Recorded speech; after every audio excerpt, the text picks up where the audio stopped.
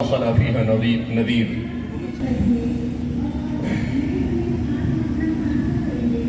مالیگاؤں کی سرزمین پر ایک ایسا پروگرام منعقد کیا جا رہا ہے جس کی موجودہ حالات میں اس ملک کو سخت ضرورت ہے. مذہب اور دین یہ ہر انسان کی فطرت کی آواز ہے.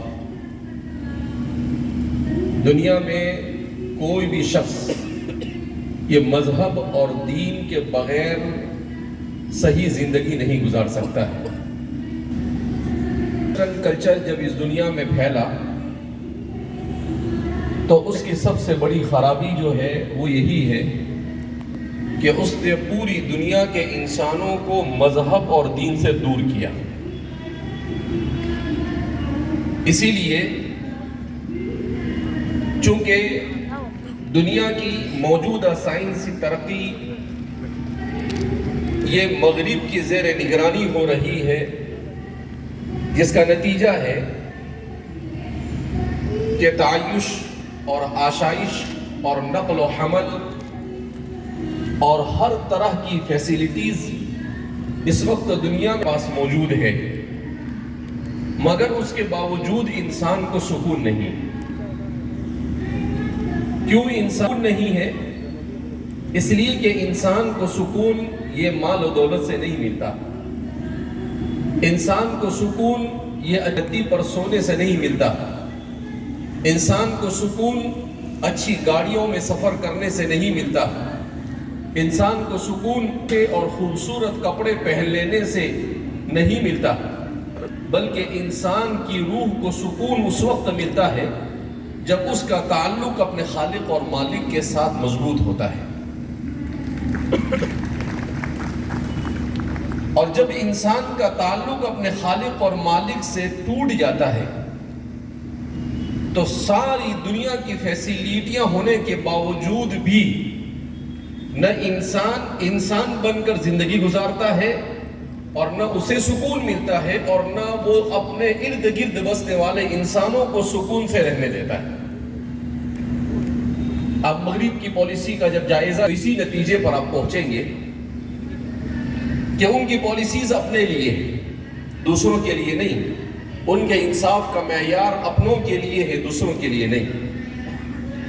ایسے حالات میں ضرورت اس بات کی ہے کہ انسانوں کو سواء بیننا و بینکم.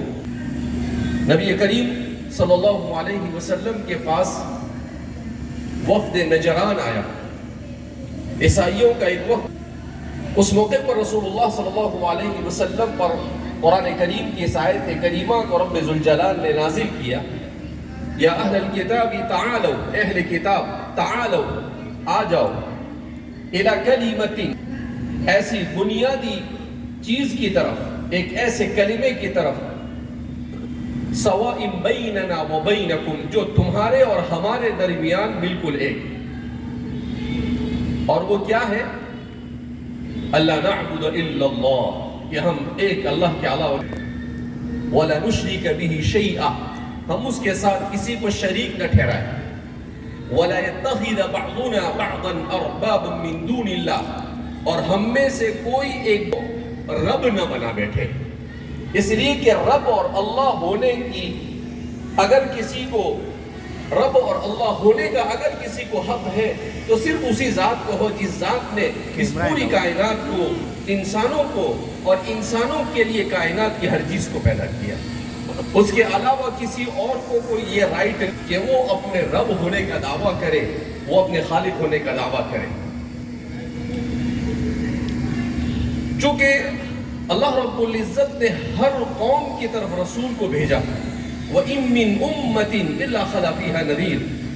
قرآن کریم کہتا ہے کہ دنیا میں کوئی قوم ایسی نہیں گزری جس کی طرف اللہ نے رسول کو نہیں بھیجا. اس لیے ہم دیکھتے ہیں کہ دنیا کے جتنے بھی مذاہب ہیں ان تمام مذاہب میں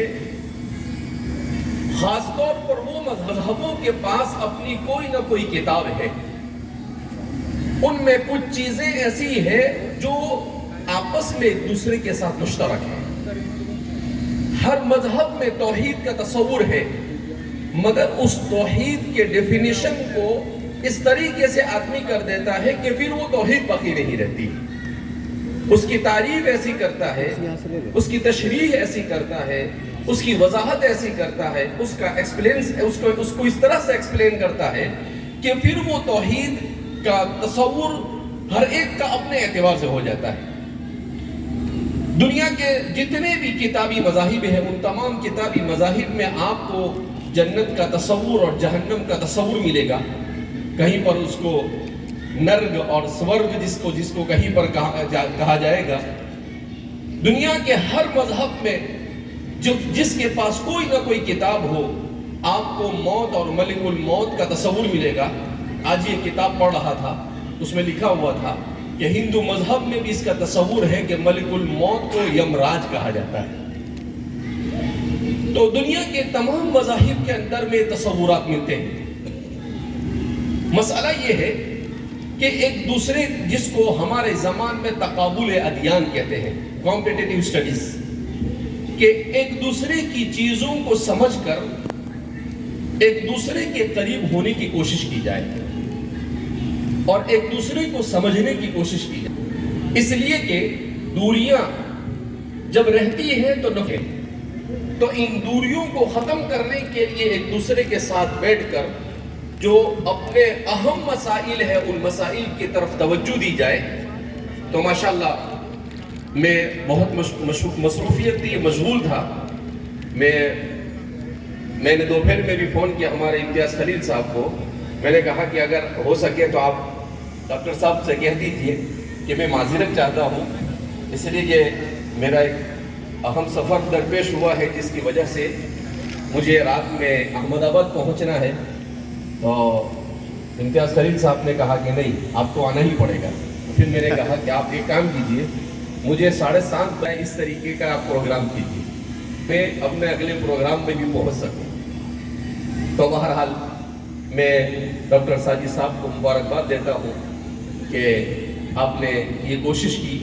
آج سے تقریباً 8-10 سال پہلے عقل کو آپ تشریف لائے تھے، تو آپ نے بہت ساری چیزیں اپنی تقریر میں جب پیش کی، تو چونکہ قرآن کریم سے بندے کو اللہ کی توفیق سے کچھ مناسبت ہے، تو اس موقع پر میں نے ان سے کہا کہ آپ جو بہت ساری چیزیں گیتا کے حوالے سے پیش کر رہے تھے، تو ایک طرف آپ پیش کر رہے تھے اور دوسری طرف میرے ذہن کے اندر میں قرآن کی آیتیں اسکرین کے اوپر گھوم رہی تھی کہ یہ پیغام قرآن کریم نے بھی دیا ہے. تو آج ان کے ذہن میں بات آئی اور ماشاءاللہ ایک بات انہوں نے کہ دونوں کی مشترکہ تعلیمات کیا ہے اور دونوں میں مشترکہ کون سی چیزیں ہیں، ان کو جمع کرنے کی بہرحال کوشش کی. اس دنیا میں انسان کے لیے سب سے بڑا مسئلہ یہی ہے کہ انسان پہلے خود کو پہچانے اور پھر اپنے خدا اور اپنے خالق کو پہچانے. جب وہ خود کو اور خدا کو پہچانے گا تو اس کی محبت کا بیج اور محبت کا درخت اگے گا، اور جب محبت کا درخت اگے گا تو نفرتیں ختم ہوگی، دوریاں ختم ہوگی اور ایک دوسرے کے ساتھ مل بیٹھنے کا جذبہ پیدا ہوگا.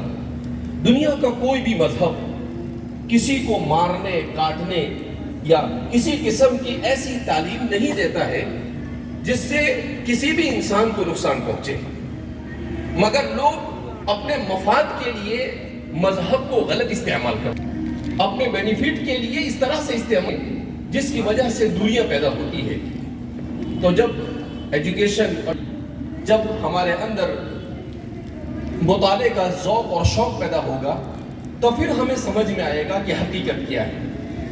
جنگل میں رہنے والے جانور اور بستیوں میں رہنے والے انسانوں میں بڑا فرق ہونا چاہیے. ہم آج بہت ساری ایسی ویڈیوز کو دیکھنے کے بعد یہ سمجھ میں آتا ہے کہ ایک چھوٹا سا ہرن کا بچہ ہے اور ایک خونخوار جانور اس کا شکار کرنے کے لیے دوڑتا ہے، مگر بچے کو دیکھ کر اس کو رحم آ جاتا ہے. تو اسے دیکھ کر ہمیں یہ سمجھ میں آتا ہے کہ جنگل کا خونخوار جانور یہ رحم دل بن چکا ہے اور بستی میں رہنے والا انسان کے ساتھ رہنے کے باوجود بھی خونخوار ہو چکا ہے. یہ ایک بہت بڑا المیہ ہے. تو کم سے کم کسی دوسرے سے نہیں، اسی گونگے جانور سے ہم سیکھ لیں کہ اس کے دل میں کی محبت ہے، چھوٹے کی محبت ہے، تو ایک انسان ہونے کے ناطے ہمارے دلوں میں ایک دوسرے کی کیسی محبت ہونی چاہیے. اور دوسری بات یہ کہ انسان اپنے کام آئے، کمال نہیں. انسان کا کمال یہ ہے کہ وہ دوسروں کے کام آئے. دوسروں کے کام آنا، دوسروں کا دل میں درد ہونا، ہمدردی ہونا اور دوسرے کی خدمت کا جذبہ ہونا، یہ ہے اصل انسانیت. اسی لیے میں آخر میں حضرت مولانا احمد علی لاہوری جو قرآن کریم کے بڑے مفسر گزرے ہیں، ان کی ایک بات کہہ کر اپنی بات کو ختم کر دوں. وہ ایک مرتبہ ان کے دل میں بات آئی، انہوں نے کہا کہ اگر کوئی مجھ ریلوے اسٹیشن پر میں پلیٹ فارم پر کھڑا ہوں اور ٹرین میں سوار ہونے جا رہا ہوں، کوئی مجھ سے پوچھے آپ قرآن سمجھا دیجئے ہمیں مختصر میں، تو انہوں نے کہا کہ میں قرآن کریم ان کو سمجھا سکتا ہوں اتنی دیر میں کہ اپنا ایک پاؤں پلیٹ فارم پر ہے، دوسرا پاؤں ٹرین میں رکھنے سے پہلے میں ان کو قرآن سمجھا دوں گا. تو لوگوں کو بڑا تعجب ہوا کہ 700 پیج کا قرآن ہے اور یہ کہہ رہے ہیں کہ آدھی منٹ میں ہم سمجھا دیں گے. اس کے بعد جو آپ نے بات کہی، بڑی قیمتی بات کہی. آپ نے کہا پورے قرآن کا نچوڑ اور خلاصہ اگر کوئی چیز ہے تو 3 چیزیں ہیں. وہ کیا ہے؟ ایک اللہ کی عبادت، اللہ کے رسول کی اطاعت اور اللہ کی مخلوق کی خدمت.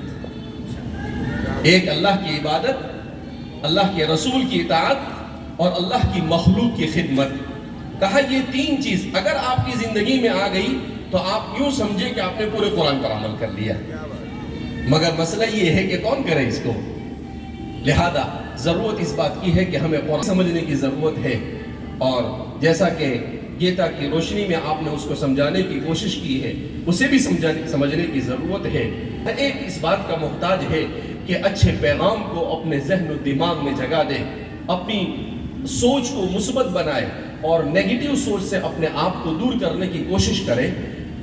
میں نے دنیا کے 40 ملکوں کا سفر کیا، مگر میں بڑے وثوق کے ساتھ اور پورے کانفیڈنس کے ساتھ یہ بات کہہ سکتا ہوں کہ جن ملکوں میں میں نے لوگوں میں آپس میں محبت دیکھی، ان ملکوں کو ترقی کرتا ہوا دیکھا. کیا بات ہے. اور جن ملکوں میں میں نے لوگوں میں لڑائی جھگڑے اور نفرت دیکھی، ان ملکوں کو تنزلی کرتے ہوئے دیکھا. لہذا اگر ہم بھی اپنے اس ملک کو ترقی دینا چاہتے ہیں تو نفرت کے ساتھ ترقی نہیں دے سکتے ہیں.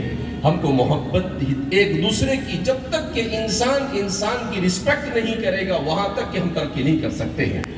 اور مان لو کچھ دیر کے لیے ترقی بھی کر لیں تو ایسی ترقی کسی کام کی نہیں.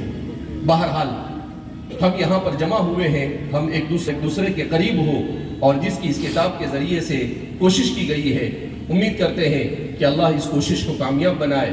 اور میں ڈاکٹر ساجد صاحب کو اور ہمارے مہمان یہاں پر تشریف لائے ہیں، میں ان سب کو بہت بہت شکریہ ان کا ادا کرتا ہوں کہ آپ حضرات نے مدعا فرمایا. اللہ ہم سب سے راضی ہو جائے، ایسے اعمال کی توفیق مرحمت فرمائے. والسلام علیکم ورحمۃ اللہ وبرکاتہ.